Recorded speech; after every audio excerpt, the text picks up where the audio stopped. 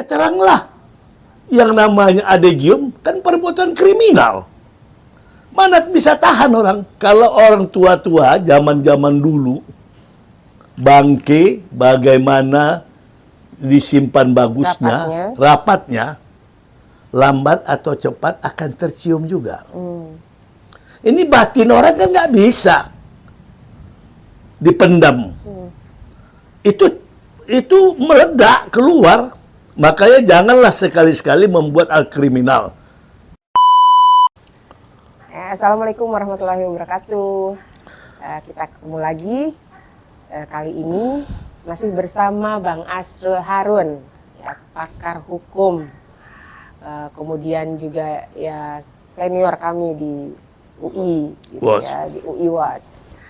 Dan lalu juga sempat menjabat sebagai anggota DPRD ya, DKI 97 pada tahun 1997 sampai 99. Ya. Nah, kali ini saya tertarik untuk menggali pendapatnya beliau nih untuk persoalan korupsi ya, mengenai opini dari Syahganda Nainggolan ya yang dimuat di jakarta1.com. Ini ada satu percakapan yang jadi trending topik ya di Google dari Agus Raharjo, ex ketua KPK.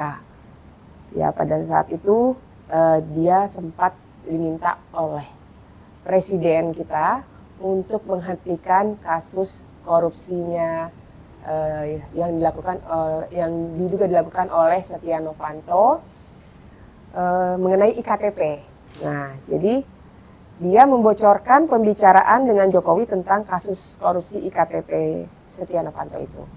Nah, ada pertemuan kontroversial ya saat itu Jokowi memanggil Agus ke istana dan menginginkan untuk menghentikan kasus korupsinya Setia Novanto. Ini kan menjadi suatu hal yang berita yang mengagetkan ya untuk kita semua gitu. Kok ternyata begitu ya ceritanya 2 tahun ke belakang gitu. Jadi Undang-Undang KPK sebelum revisi 2019 itu tidak memungkinkan sebenarnya penghentian kasus setelah sprindik dikeluarkan. Nah, jadi Agus Raharjo ini menjadi trending topik ya soal pembicaraan percakapan kontroversialnya dengan Pak Jokowi, dan saya rasa ini menjadi tantangan yang besar ya dalam menangani kasus korupsi di Indonesia karena ini terkait dengan kepemimpinan nasional nih Bang. Kan sebenarnya harus dicontohkan dari mulai pimpinan teratasnya ya Bang. Ya. Jadi suri tauladan ya untuk para asisten-asistennya atau juga semua pejabat-pejabat di negeri ini. Bagaimana ini menurut Abang? Baik, terima kasih. Assalamualaikum warahmatullahi wabarakatuh. Waalaikumsalam warahmatullahi wabarakatuh. Memang menarik berita ini. Berapa hari di Radio El Sinta saya dengar tentang Agus Raharjo ini. Mengatakan Agus Raharjo ini dia membawa persoalan ini ke politik. Dia sudah menjadi calon anggota DPD atau senator dari Jawa Timur.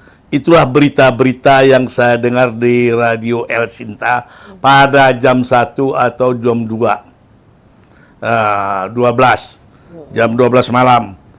Udah berapa hari. Begitu juga saya baca, saya dengar, saya lihat dari podcast siapa? Rosiana Silalahi dari presenter Kompas TV dengan Agus.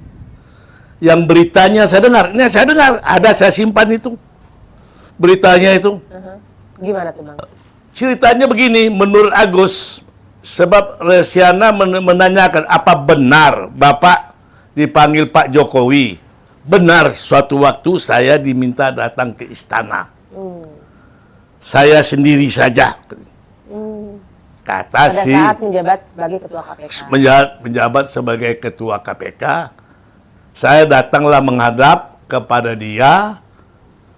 Sudah itu, dalam pertemuan itu, dia sama saya berbicara, hentikan Sampai si Agus ini juga tidak paham. Apa suruh hentikan. Dia nggak paham dan tidak mengerti pertemuan dengan Jokowi ini. Tapi pada akhirnya bisa mengerti itu gimana? Mengerti, akhirnya dijelaskannya kasusnya si KTP ini. Dilanjutkan kalimatnya gitu ya? Iya, dilanjutkan. Terus saya jelaskan kepada Pak Jokowi, Pak, ini sudah keluar sprindiknya 2 minggu yang lalu. Bagi saya untuk membatalkan tidak bisa, Pak. Katanya. Karena saya pada masa itu Undang-Undang KPK saya independen. Bukan saya bawahannya presiden, memang dilantik. Dia saat itu KPK masih lembaga independen. Independen. Jadi belum ada berubah. Dengan marahnya Jokowi sama Jokowi tidak mengerti hukum. Dia mengerti hak dia saja sebagai presiden. Kalau saya menilainya di situ, itu saya lihat ada sama saya itu. Tapi ini hanya sekedar pengakuan atau disertai juga misalnya rekaman atau apa gitu kesaksian? Itu nggak sempat. Itu dia wawancaranya dengan Silalahi, presenter Kompas TV. Nah, ada nggak Mbak Rosiana itu menanyakan hal itu? Misalnya, adakah yang bersaksi? Ada yang mendengar kalau tidak salah itu Menteri Seknek. Tapi kalau dikontar Menteri Seknek pun ya, tetap akan membela bosnya. Right or wrong, that is my boss. Itu orang Indonesia. Ya, Seknek pada saat itu sama sekarang masih sama. Oh sama, ya, sampai sekarang sama. Dia berdua di ruang tertutup. Apapun diklarifikasi, hanya Tuhanlah yang tahu. Jadi, karena kasus EKTP ini melibatkan penguasa dari yang mendukung, yang mensponsori Jokowi ini jadi presiden. Saya yakin. Siapa? Yaitu PDIP kan, yang menjadikan Jokowi ini untuk menjadi presiden, sponsor dari dia, dari mulai wali kota, sampai gubernur DKI, sampai presiden. Nah, kira-kira apa motifnya dari Agus Raharjo ini untuk mengungkap kembali hal itu ya, Bang? Oh, itu, mengungkap. Karena ada berita-berita mungkin yang dengar, maka dimintalah, kalau menurut saya diminta oleh si Agus dialog. Dan Agus sekarang kan sudah merdeka. Yang namanya motifnya itu, Anda tahu nggak belajar ilmu kriminologi nggak? Kebetulan nggak. Adegium kriminologi, setiap perbuatan pidana sengaja tidak sengaja meninggalkan bekas. Lambat atau cepat akan terungkap. Jadi mana tahan si Agus menahan omongan seperti itu, perbuatan ini. Tentu dia bercerita sama yang dekatnya sampai ke kuping-kuping orang. Ya teranglah. Yang namanya adegium kan perbuatan kriminal.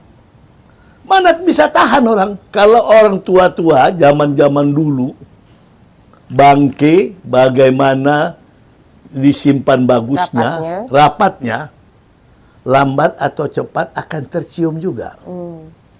Ini batin orang kan nggak bisa dipendam. Itu meledak keluar. Makanya janganlah sekali-sekali membuat hal kriminal. Contohnya lagi, setiap perbuatan pembunuhan umumnya 90% tertangkap. Tertangkap kalau benar polisinya bekerja. 10% itu kalau saya kira itu ada permainan kong-kalingkong, nggak tertangkap. Itu kan sadis itu membunuh orang. Pasti tertangkap. Salah satu contoh yang di Jawa Barat kemarin, 2 tahun. Siapa yang membunuhnya? Ikut suaminya juga.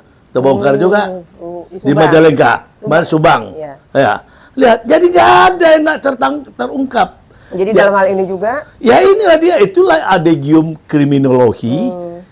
Kriminal dengan filsafat orang tua-tua zaman bahola. Bangke, bagaimanapun dia.